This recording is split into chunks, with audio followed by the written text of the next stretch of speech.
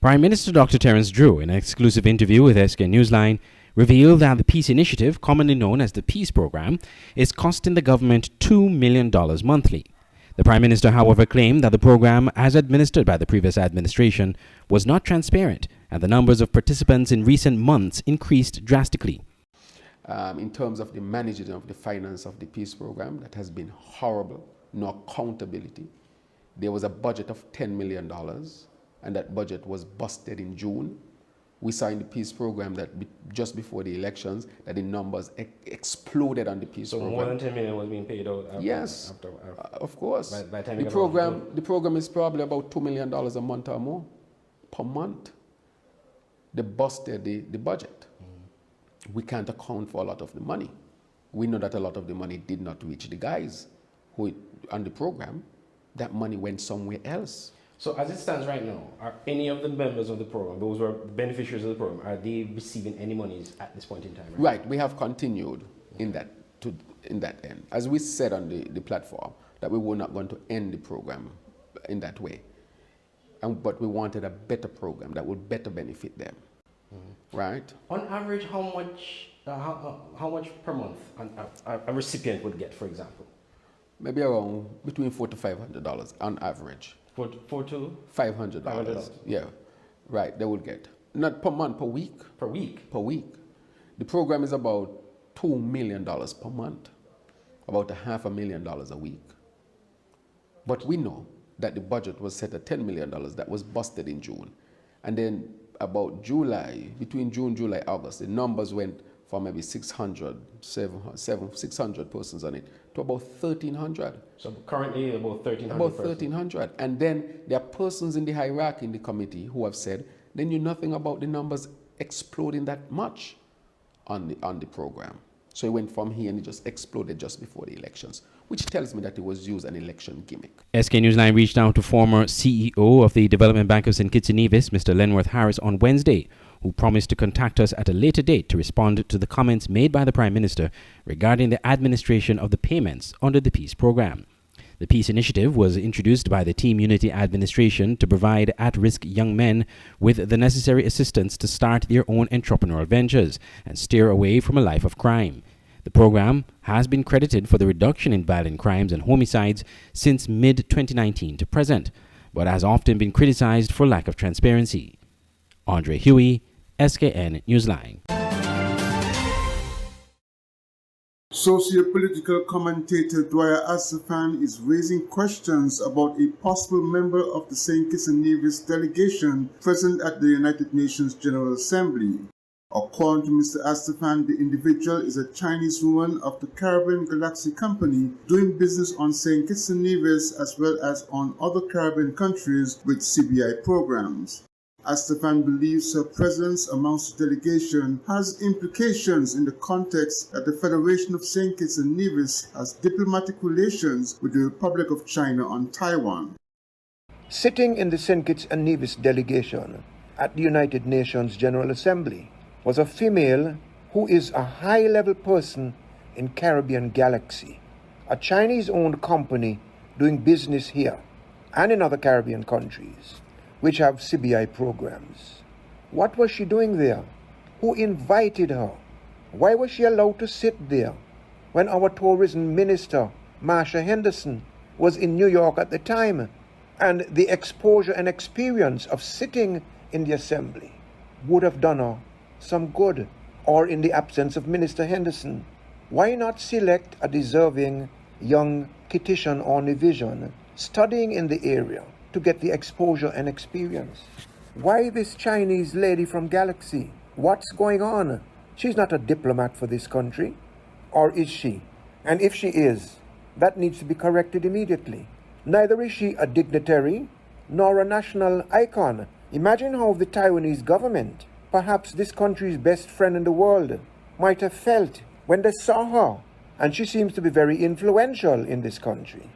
Was and is sitting as part of the St. Kitts and Nevis delegation to the UN General Assembly, while Taiwan as a country isn't allowed to be a member of the United Nations because of this unjust one China policy under which the United Nations is governed. And so Taiwan cannot sit in the General Assembly, but in the St. Kitts Nevis delegation. At the same General Assembly, there's this lady from mainland China who is high up in the Galaxy company, which is doing business here. It doesn't send a good signal. Astafan also referred to the presence of Chinese Galaxy business representatives at national events, calling into question the nature of the relationship and the need for an official explanation from the government of St. Kitts and Nevis. Glenn Bart reporting for SK Newsline. Your vehicle is very important to you. That's why you should ensure it gets the best service and care possible only at IAS Diagnostic Center, located at Bird Rock behind the Life Fitness Center gym. Come to IAS Diagnostic Center for wheel alignment, rotor cutting, AC servicing, wheel balancing, oil filter change, diagnostic, tire repair and sale, tinting, and much more. With top-of-the-line equipment, come to IAS Diagnostic Center in Bird Rock. Opening hours Monday to Friday 8 a.m. to 4 p.m. and Saturdays 8 a.m. to 1 p.m. Call 767-4422, 662-4416 or 466-6708. IAS Diagnostic Center for quality care of your vehicle. Smart and Island Electronics brings to you the Super Summer Coolong Sale from July 21st until October 30th. Get amazing discounts on the widest range of gadgets, electronics, and appliances. But because it's summer, you get double discounts on hall fans, refrigerators, and air conditioners. And don't forget to ask about our easy layaway plans. Good news for the people of Nevis. Smart Electronics is coming to Nevis at a convenient location just opposite Best Buy. So visit our stores at Smart Electronics on Port Zonte and Island Electronics on Ford Street. Terms and conditions apply. All COVID-19 protocols will be observed.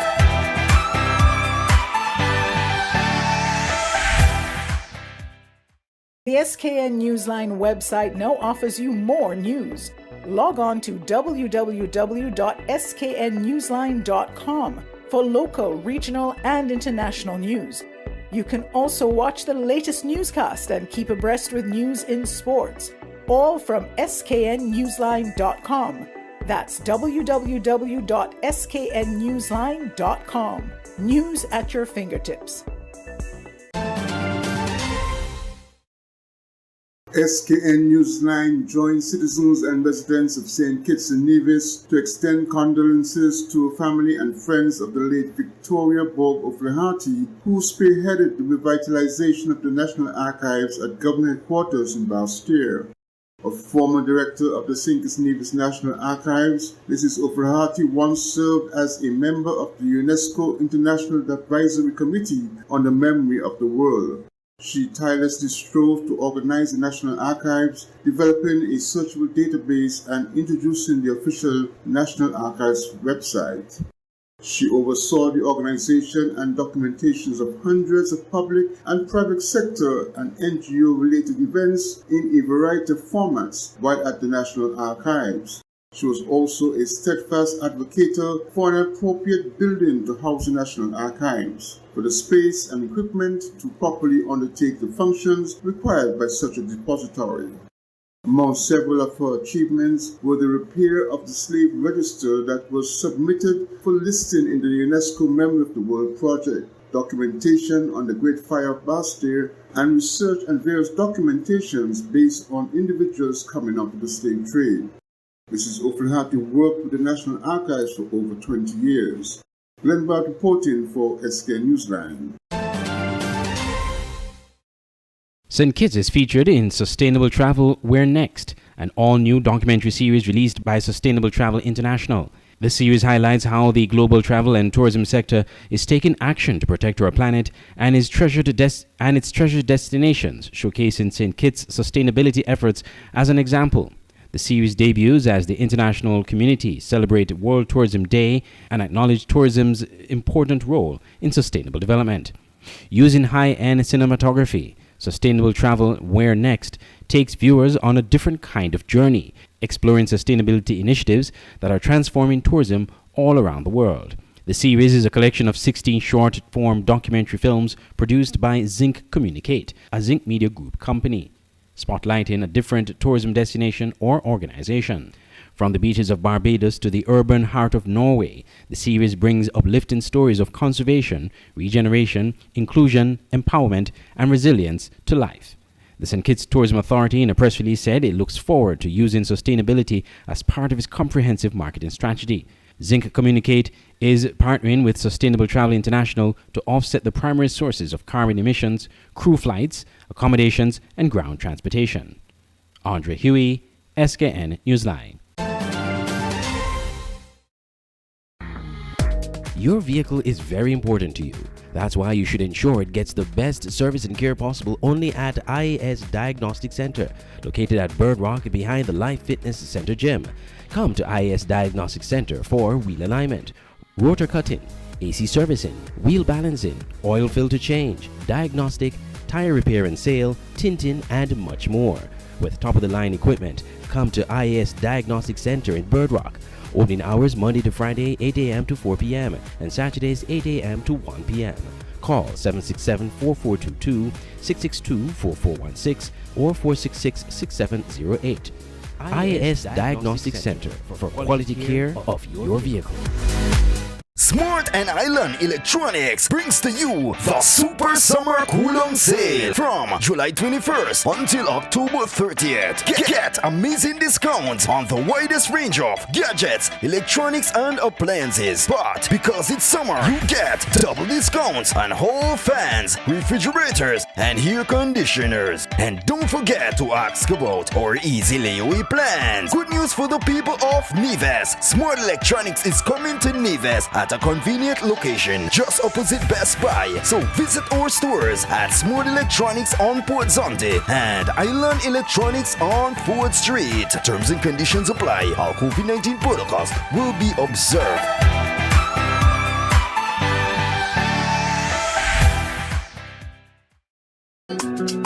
Online radio has never been this great. It's Voice of the Caribbean Radio at voiceofthecaribbean.net. Tune into Voice of the Caribbean Radio for great Caribbean programs, news, entertainment, sports, and current affairs. Wake up each morning and be inspired with One Day at a Time with Kim Huey. Stay abreast with news across the Caribbean and internationally with the Caribbean News Hour, and be entertained with shows like Reggaeville, Caribbean Classics, and Jive Music Show. Visit our website, download our Android mobile app, or listen us on TuneIn Radio. There is so much more on Voice of the Caribbean Radio, reaching the Caribbean and beyond. Check website or app for program schedule. Auto Plus Car Wash, located on the College Street Gut, Bastille, St. Kitts. Bring your car to Auto Plus Car Wash to remove water stains, wiper marks. Get your doors, roof panel cleaned, seat floor mats, buffing, headlights, and engine wash. You get quality service at the best price at Auto Plus Car Wash. They really care for your car. Call 765-5140 or visit them on the College Street Gut, Bastille, St. Kitts. Auto Plus Car Wash, where the service is number one. Can you believe all the ings we can fit under one roof?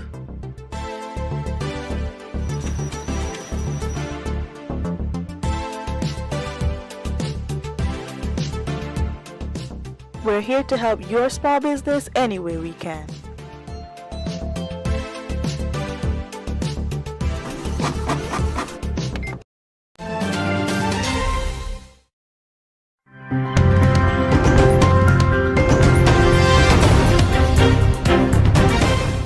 Are we really ready? That's the question being put to the government after the outer bands of then Tropical Storm Ian wreaked havoc in several parishes. Now, affected residents got some well-needed sunshine today. Their mood, though, anything but bright. We'll have more on this in a moment. But first, more on the debate on the country's readiness for a major weather system. As you'll hear in this report, the opposition is weighing in. Parliament in session a day after heavy rains caused devastation in several communities in St. Catherine, Clarendon, Portland, and St. Thomas. During this sitting, there was no mention of the weather system or the extent of the damage, neither was there any mention of what's next for the scores of citizens left in limbo. But hours earlier, at an NWC water truck handing over ceremony, Prime Minister Andrew Holness alluded to the crisis. I will be getting a full and detailed report later on, and I will make an address in Parliament as to the extent of the damage. Notably, he did not specify at which sitting of the House he would make the statement. Last week, when the country was placed on alert for what was then Tropical Depression number 9, this was Local Government Minister Desmond McKenzie. But to assure the country that we are prepared for any eventuality. The country did not get a direct hit, but the impact of Ian's outer bands was too much for the country's infrastructure. It's the first I've seen something like this. The water going through the church, sweep right through the church, going through the houses. I've never seen it like this before. So I ask the authority, pay some assistance to we now, man. We are human beings, you know. I don't believe that we were prepared, because preparation for me would go beyond just whether or not shelters were ready or whether or not shelter managers were ready. It would have to include whether or not our drains were ready. Opposition spokesperson on local government, Natalie Nita Garvey, says after speaking with a number of municipal corporations, funds for drain cleaning were still outstanding. We attempted to get a response from the local government minister, Desmond McKenzie, but were unsuccessful. However, issues relating to funding for drain cleaning and maintenance have plagued successive administrations. We put that to Mrs. Nita Garvey. Generally, there has been an issue with drain cleaning over the years. And it is very clear to me that when each administration goes through this process, once the flood is over, once the hurricane is over, then everybody goes back to being complacent. And the truth is the people out there are the ones who are suffering. I'm not saying that everything could have been done, but certainly the municipal corporations were not prepared for drain cleaning at this time. Questions too about the National Works Agency's role in the maintenance of drains across the country. NWA Communications Manager Stephen Shaw insists the annual 3 phases of drain cleaning started months ago. So this year, between June and July, we would have done mitigation work. We do during and we do at the back end. But experts say drain cleaning is not the only issue. Those issues we will explore in part 2 tomorrow. Same-sex couples can now get married in Cuba. Voters on the island legalizing gay marriage in a referendum over the weekend. Local 10's Hatzavella has details and new reaction. Que el Código de las Familias ha sido ratificado por el pueblo. The nationwide referendum was the lead story on Cuba's national midday news. Cubans approved a new family code that would allow same-sex couples to marry and adopt, as well as redefining rights for children and grandparents. La expectativa no es que va a haber una votación unánime. Cuba's president, Miguel Díaz-Canel, said he wasn't expecting a unanimous vote, but expected the majority of Cubans to vote yes. Here are the numbers. State-run media says of about 11 million people in Cuba, 8.4 million are eligible to vote, but only 6.2 million voted. Of those, 5.8 million ballots were valid, 3.9 million voted in favor of the family code. 1.9 million voted against it. Means 66% of those who voted said yes to the new family code. Even 91-year-old Cuban revolutionary and former president Raúl Castro was seen voting on Cuban state-run television. 33-year-old Alejandro Rodriguez says he voted no because some things are rights, others not so much. A toda la familia beneficia. 75-year-old Urcelia Morales said the new family code benefits all Cuban families. The number one priority of the Cuban government is to keep political control. Cuban expert Andy Gomez says this comes a little too late, as now Cuba deals with a deep economic crisis with daily power outages as well as food and medicine shortages. The government's trying to find ways where they can somehow appease or please different segments of the community so they don't see the type of social unrest that they saw that past July. Gomez worries this fast-approaching hurricane will further damage the already crumbling infrastructure, especially in an area known for its tobacco growth. Cuban meteorologists called Ian an imminent danger to the island, but coverage of the storm came second in the midday newscast. In Miami, Hatzavella, Local 10 News.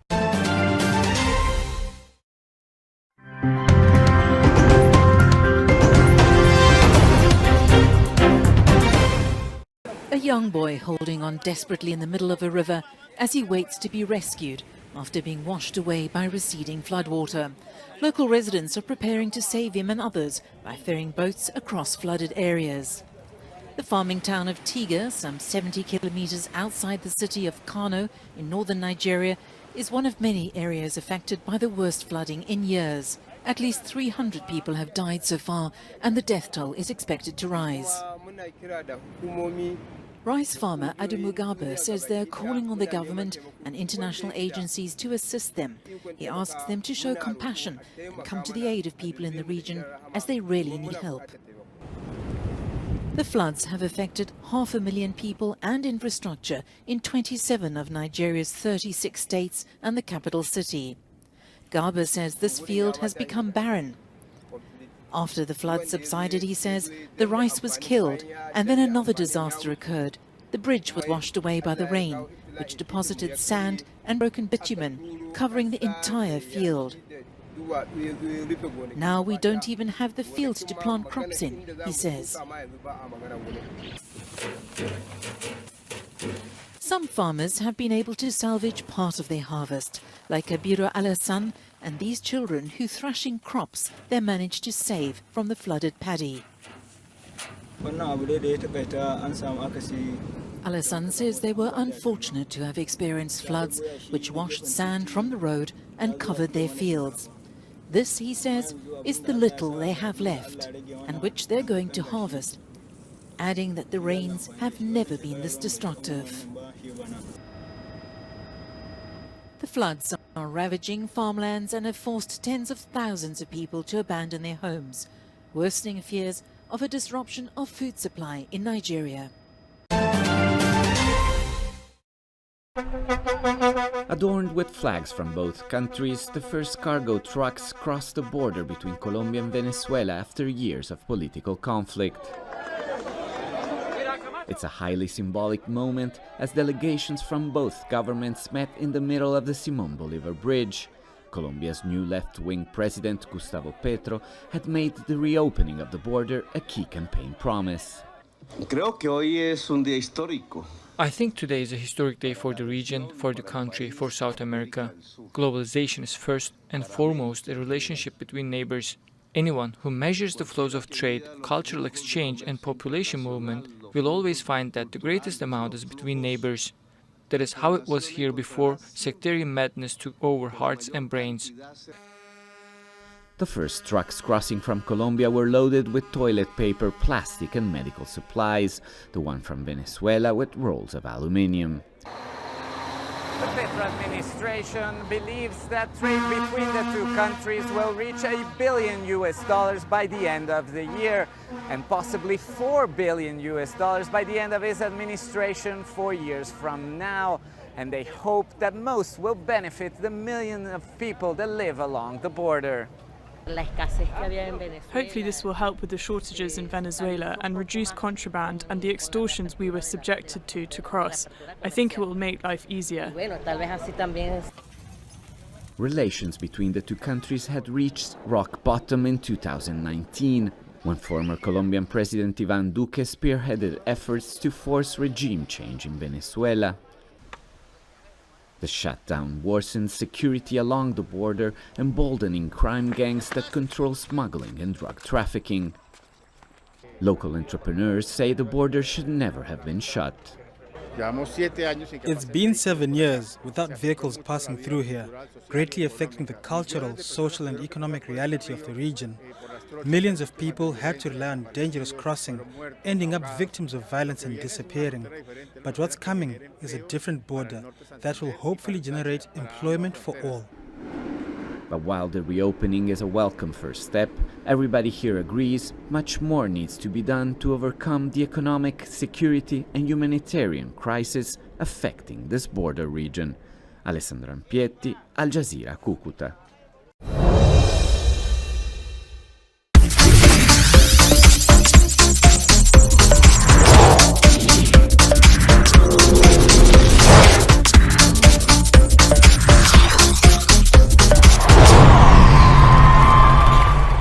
The daily CPL Roundup by SK Newsline is brought to you by Smart Electronics. Smart and Island Electronics brings to you the Super Summer Kulong Sale from July 21st until October 30th. Get amazing discounts on the widest range of gadgets, electronics and appliances. But because it's summer, you get double discounts on hall fans, refrigerators and air conditioners. And don't forget to ask about our easy layaway plans. Good news for the people of Neves. Smart Electronics is coming to Neves at a convenient location just opposite Best Buy. So visit our stores at Smart Electronics on Port Zonte and Island Electronics on Ford Street. Terms and conditions apply. All COVID-19 protocols will be observed.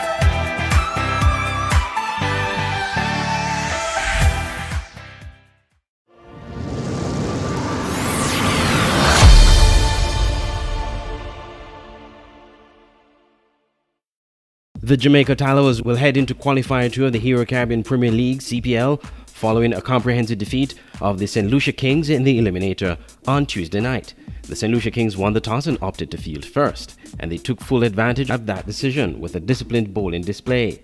The Tallowas were never made to feel comfortable, and but for some late order hitting from Mohamed Nabi, they would have struggled to post a defendable total. However, their 148 proved more than enough as the Tallowas produced a fantastic display in the field. Mohamed Nabi followed up his fireworks with the bat with some exceptionally parsimonious bowling to lead the Tallowas to victory. The scores: Jamaica Tallowas 148 for 8, the St. Lucia Kings 115 all out, the Tallowas winning by 33 runs. Meanwhile, in the earlier match of the day, the Barbados Royals sealed a place in Friday's finals with a comprehensive 87-run win over the Guyana Amazon Warriors at the Providence Stadium in Guyana. Guyana Amazon Warriors won the toss and chose to field, but the Barbados Royals would go on to score the joint highest total of this season by reaching an imposing 195 for 5. Opener Rakeem Cornwall starred in the innings, launching 11 sixes in his innings of 91, while Azan Khan supported with his own half-century. The Warriors' hopes of a successful chase were derailed in their power play as they lost 4 wickets, with Kyle Mayers and Ramon Simmons proving effective with the ball. Despite the attempts of Shimron Hetmyer, it was not to be enough as the Warriors fell to 108 all out. The scores: the Barbados Royals 195 for 5, the Guyana Amazon Warriors 108 all out, the Royals winning by 87 runs and booking a spot in the Hero Caribbean Premier League 2022 final, slated for Friday.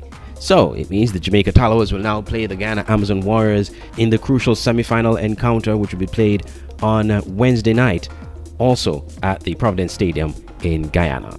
Before we go, we're going to review the last few matches leading up to the eliminator matches, which we are currently at in the stage.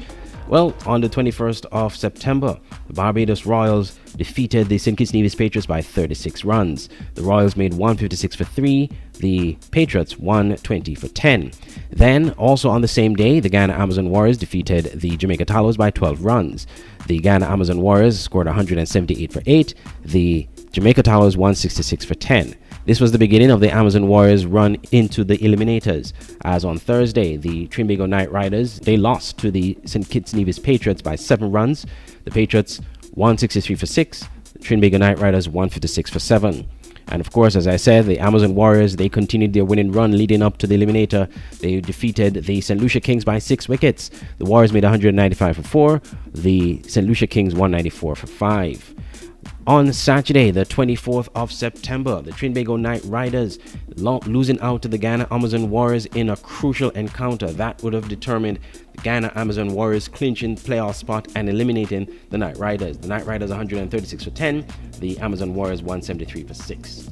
On Sunday, the match between the Jamaica Tallows and the St. Lucia Kings was abandoned without a ball being bowled due to rain. But later that evening, the Amazon Warriors were able to play their match against the Barbados Royals, defeating them by 5 wickets. The Amazon Warriors 126 for 5, the Barbados Royals 125 for 10. Join us tomorrow as we give you the results of the eliminator, which will be played tonight in Guyana between the Jamaica Tallowas and the Guyana Amazon Warriors. The winner of that match will move on to Friday's final to take on the Barbados Royals.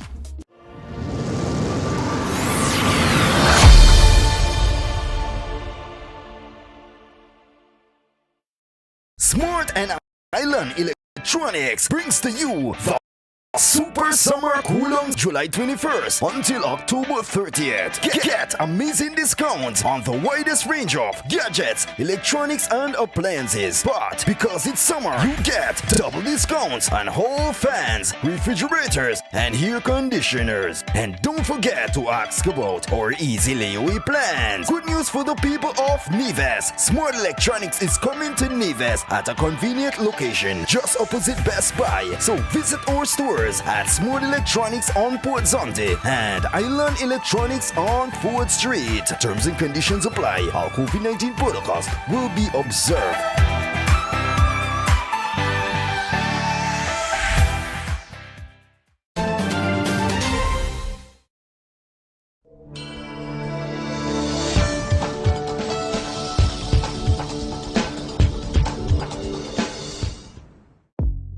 Welcome to the SKN Newsline Weather Report. I am Janil Boole. Here is a look at the forecast for St. Kitts and Nevis.